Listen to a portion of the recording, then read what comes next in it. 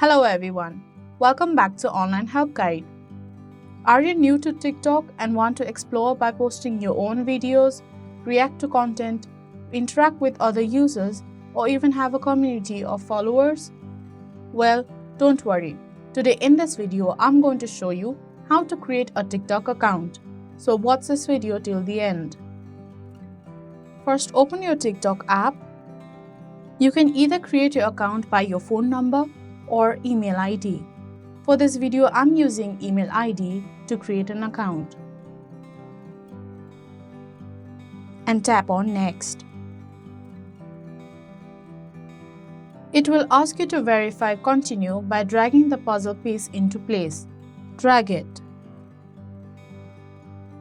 It will ask you to create a password. Enter the passcode as you like. Make sure your password has 8 characteristics, 1 letter and 1 number. Then tap on Next. Put your birthday and tap on Next. You can create the nickname or skip it and tap on Confirm. Now tap on Start Watching. So that is how you create a TikTok account. Thank you for watching Online Help Guide. Hope this video was helpful. If it was, then hit the like button and comment down if you have any questions or feedback.